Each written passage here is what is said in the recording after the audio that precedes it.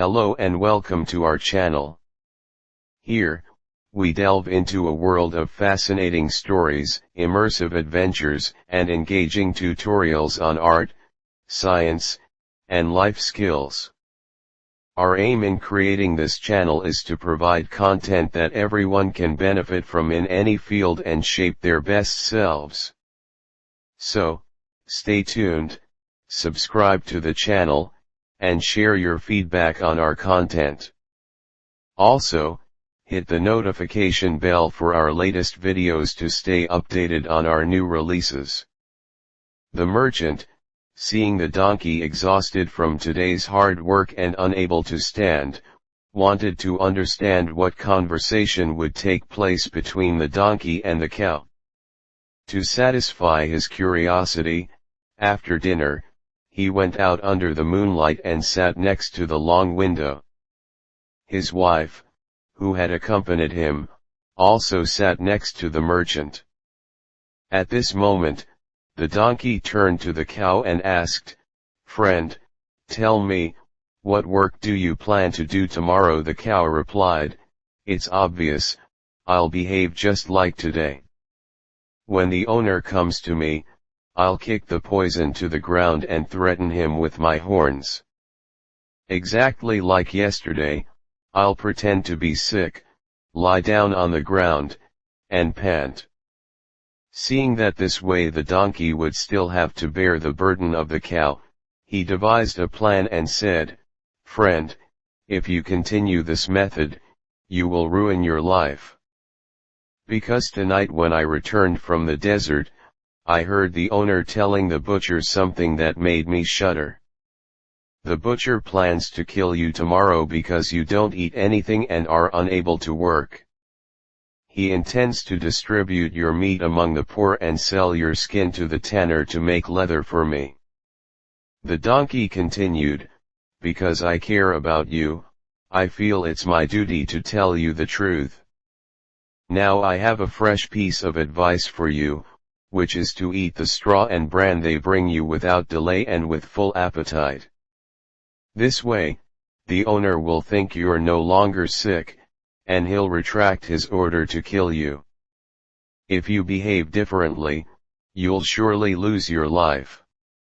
The donkey's decision proved effective because the cow became extremely frightened and started wailing and lamenting due to excessive worry. The merchant, who was listening carefully to the conversation between the cow and the donkey, suddenly burst into laughter and couldn't contain himself, almost fainting from the intensity of his laughter.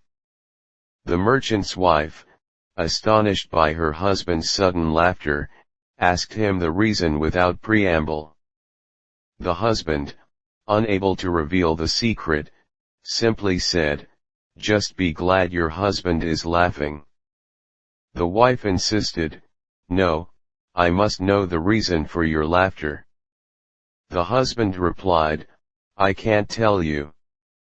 All I can say is that our donkey said something to our cow, and the rest is a secret I'm not allowed to disclose to you." The wife asked, "What reason could there be that you can't lift the veil of the secret you just mentioned?" The husband replied, "If I reveal this secret, it will cost me my life." The wife exclaimed, "You're lying to me and playing games with me. What you're telling me can't be true. If you don't tell me the full conversation between the donkey and the cow that made you laugh, I swear I won't forgive you, and my heart won't be at peace with you." After saying these words, the wife, feeling distressed and upset, went inside the house and sat in a corner of the room, sobbing and crying until morning. The husband also went to another corner and saw the same behavior and actions from his wife the next morning.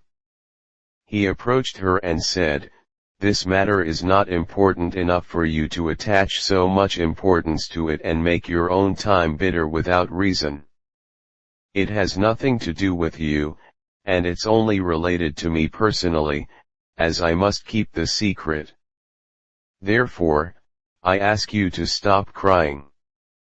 In response, The wife said, "I won't stop crying until you fully explain it to me and satisfy my curiosity. Otherwise, this state will continue." The husband said, "What I'm saying is true.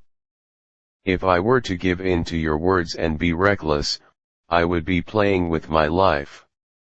The wife replied, "Whatever happens doesn't matter.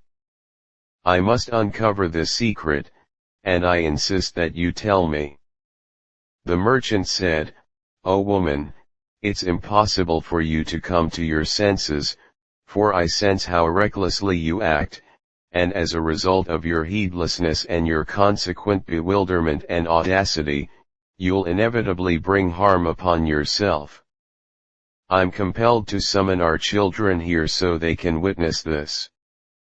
The husband of the woman summoned their children, and the woman's parents and others were informed as well. When everyone gathered and understood why they had assembled there, they began advising the woman, until they convinced her that the path she was taking was wrong. However, their advice proved futile. The woman said she was willing to die but wouldn't yield to her husband's words.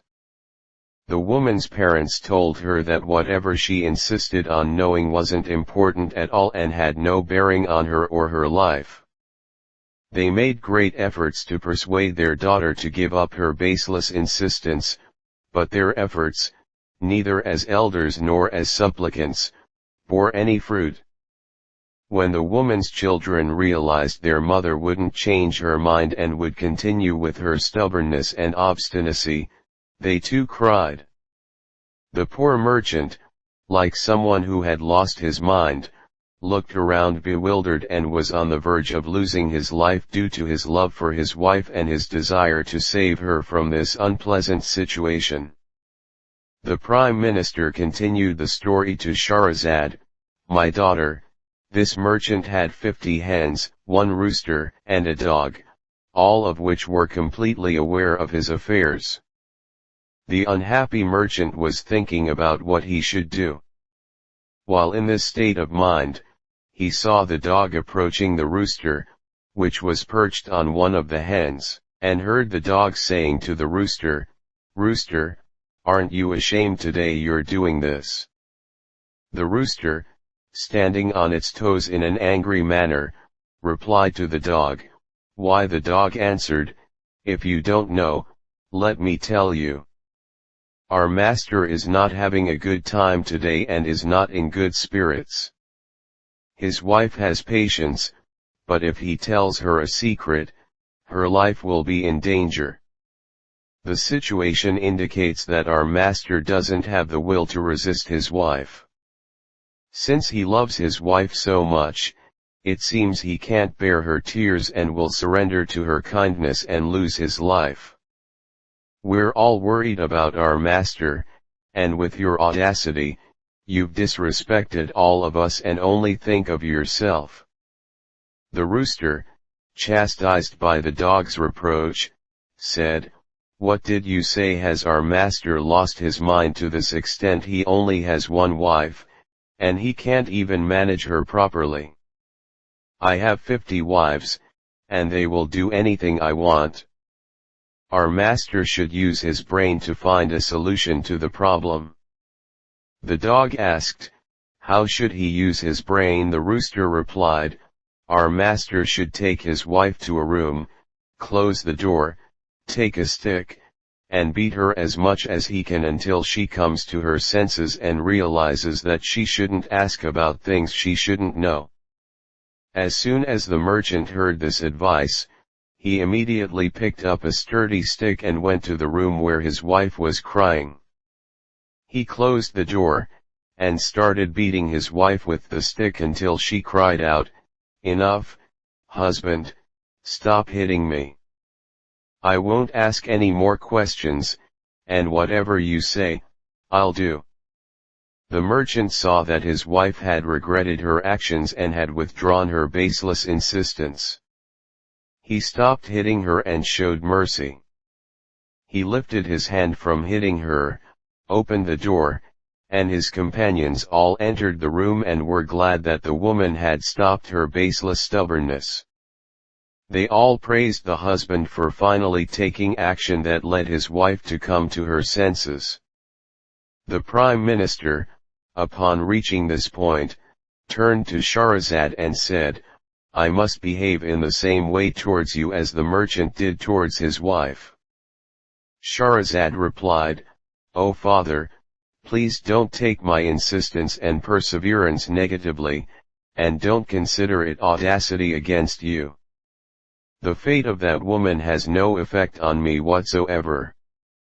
I can also describe many stories to you so you understand. You shouldn't oppose my opinion. Beyond this, I apologize for telling you that your opposition to my opinion is pointless because I intend to marry the king myself." This story continues. Thank you for joining me. Please subscribe and hit the bell next to it to be notified of our upcoming videos. Stay in touch with me. Thank you for your companionship.